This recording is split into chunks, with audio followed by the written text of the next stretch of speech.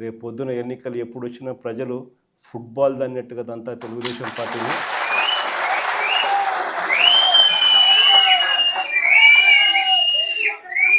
Single డిజిట్లు కూడా చంద్రబాబు నాయుడుకి రాకుండా ఉండే పరిస్థితి కూడా అతి త్వరలోనే చూస్తాం.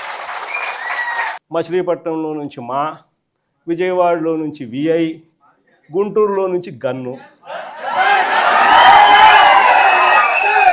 మావిగన్ అని చెప్పి ఈ 110 కిలోమీటర్లు ఈ ఎకనామిక్ కారిడార్ కింద, క్యాపిటల్ కారిడార్ కింద డిక్లేర్ చేసి ఆ కట్టే బిల్డింగ్లు ఆడ కట్టుకోకుండా ఇక్కడ కట్టయ్యా 2 లక్షల కోట్లలో నువ్వు పెట్టే అమౌంట్లో 10% ఇక్కడ పెడితే చాలయ్యా, ఆ రోడ్ల కనెక్టివిటీని కొంచెం ఇంప్రూవ్ చేస్తే చాలు, బ్రహ్మాండమైన రాజధాని ఇక్కడే తయారవుతుంది, డే 1 నుంచే రాజధాని వస్తుంది, ఒక గ్రోత్ ఇంజిన్ తయారవుతుంది, కనీసం 20 ఏళ్ళ తర్వాత అయినా మన పిల్లలు ఉద్యోగాల కోసం ఎక్కడికెక్కడికో పోవాల్సిన అవసరం లేకుండా మా మావిగంలోనే ఉద్యోగాలు దొరుకుతాయ్యా అని చెప్పి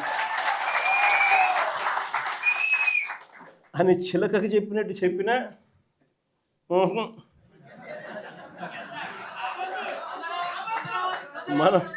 మనం ఎంత బాగా చెప్పినా కానీ, ఎంత లౌక్యంగా చెప్పినా కానీ ఆహా, ఎందుకు ఆహా, ఎందుకు వద్దు, కారణం ఆడ 2 లక్షల కోట్లు వర్కులు,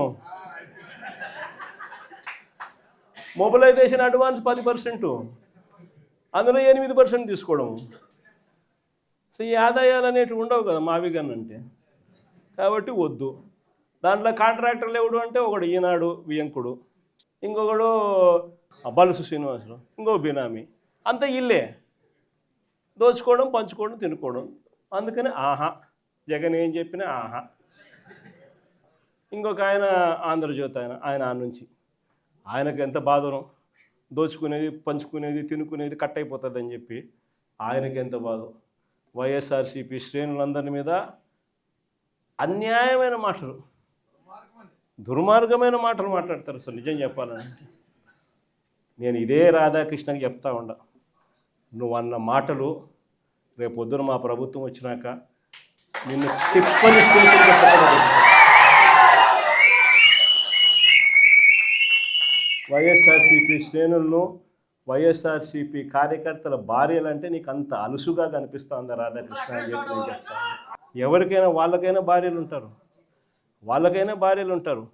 వారి భార్యలను ఉద్దేశించి మనలో ఎవరైనా కానీ మనమైనా కూడా అలా మాట్లాడితే వాళ్ళకి నచ్చుతుందా? ఎవరికి నచ్చదు. నచ్చినప్పుడు అలాంటి మాటలు మాట్లాడేదానికి కనీసం అలాంటి మాటలు మాట్లాడినప్పుడు తప్పు అని చెప్పి కనీసం ఈ నాయకులన్నా చెప్పాలి కదా. ఈ చంద్రబాబు నాయుడు చెప్పడు, ఈ లోకేష్ చెప్పడు, ఇలా దత్తపుత్రుడు చెప్పడు. ఎంత సిగ్గు లేకోకుండా ఆ రాధాకృష్ణ తప్పుడు మాట్లాడితే ఆ తప్పుడు మాటలకు సమర్థిస్తారు వీళ్ళంతా. ఈ స్థాయికి రాజకీయాలు దిగజారిపోతే రేపు పొద్దున ఈరోజు సోషల్ మీడియాలో ఎప్పుడెప్పుడో చేసి ఎప్పుడో కమెంట్లు పెట్టినవి తీసుకొని వచ్చి పిల్లలందరినీ తీసుకొని వచ్చి స్టేషన్ల చుట్టూ తిప్పుతున్నారు, జైళ్ళల్లో పెడతా ఉన్నారు, కోట్ల చుట్టూ తిప్పుతూ ఉన్నారు, కొడుతున్నారు.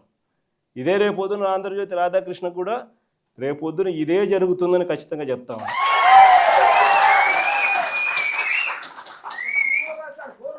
అసలు మహిళల గురించి ఇంత తక్కువగా చూసే కార్యక్రమం, తక్కువగా మాట్లాడే కార్యక్రమం, ఈ పరిస్థితులన్నీ కూడా రాష్ట్రంలో ఎందుకు వచ్చినాయి?